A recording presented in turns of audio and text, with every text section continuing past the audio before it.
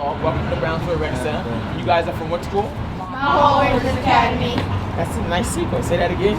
Mott Hall Bridges Academy. Have any of you been to the BRC before? No. First time? So come on, let's take a walk. So this was Mr. Jackson right here, and we always keep a bouquet of flowers out in memory of, because he's truly was Brownsville was him.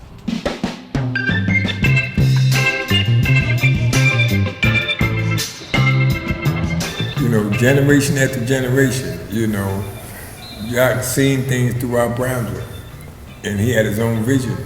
When he got this building here, he thought he had Madison Square Garden. He called this the Mecca, because he got the BRC.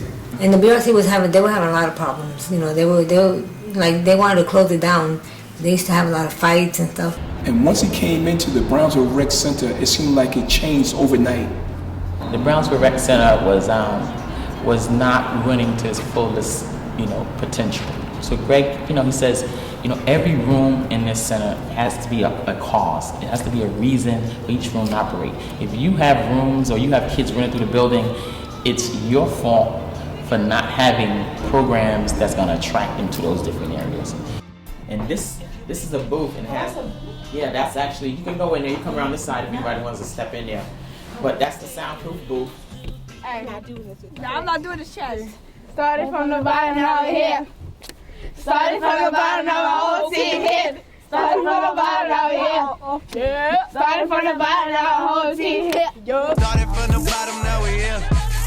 Started from the bottom, now my whole team in. Started from the bottom, now we're here. Just like you go around the building, you see all the history on the walls. Jocko put that there to teach the kids. You see this mural? This was back in the slave trade. And as you can look, you can see this how slaves was transported. It was actually tied, bound, and it was transported from site to site. Another one.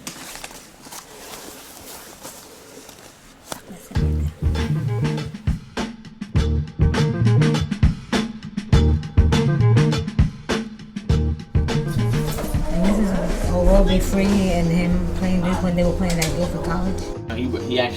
He went to Guilford College, won the national championship on those teams. He played for the New York Knicks. He played for Phoenix Suns. He was a hell of a defensive player. He wasn't a real scorer, but he knew how to set you up, get you the ball where you wanted that. He was a point guard, and he jumped out the gym. Lord have mercy. Jocko how to use some elbows. Yeah, his track record speaks for itself. College, NBA. He could have went anywhere else. He came here. He came back home to his home and stayed here to help us out.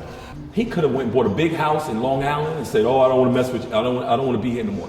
He stood right on Linden Boulevard. Didn't change his thing. He didn't ride no big fancy cars. Well, he could have. The BRC was like a safe haven for a lot of kids in my neighborhood, because this neighborhood was so bad with drugs, gangs, guns. It was just so bad. But this was our safe haven. You ain't had nowhere to go with Jocko like a homeless shelter here. He's not gonna turn you away. We're gonna find a closet, we're gonna find something, we're gonna find some room. Even if he had to say, listen, I'm sick of you. I might have to boot you in the butt.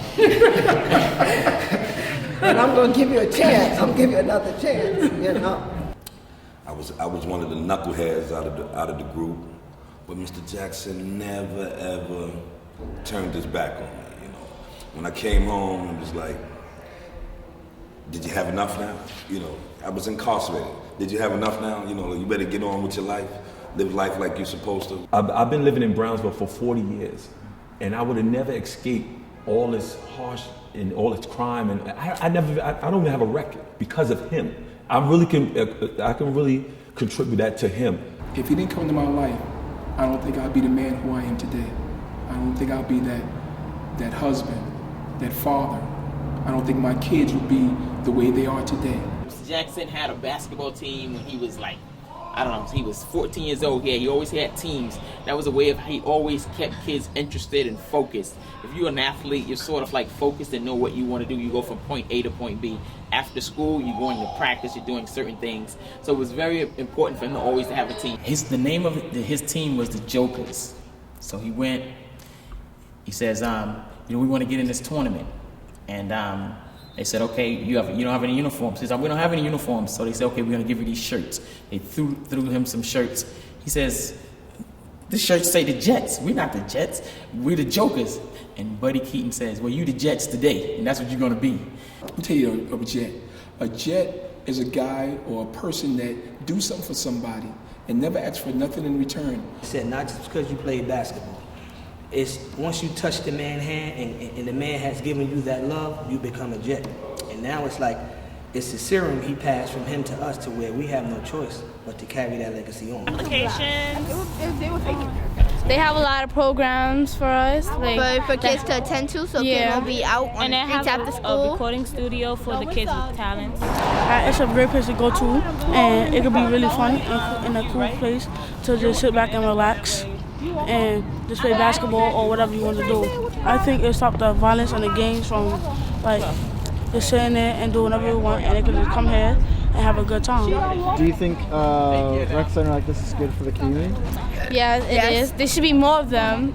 As we went in, we saw a lot of children having fun. They should have more legends like Mr. Jackson. And it's a team effort because Jocko was one, but he done so much for so many. So that allows us to look at him as a bigger fixture, you know, because he, like Benny said, his arms they extend to the masses. Now we have to extend it. Yes. Now we have to, because he's not here, so now we have to answer your question, yes. So it's our duty, you know, it has to be done. Yeah, and this is always going to be Mr. Jackson's office, always going to be, you know, his building, and we look at it that way, and we have the portrait right in front of us with the name on the door, so whenever times feels a little rough, you just look up or look to the door, and I tell you, it comes right to you.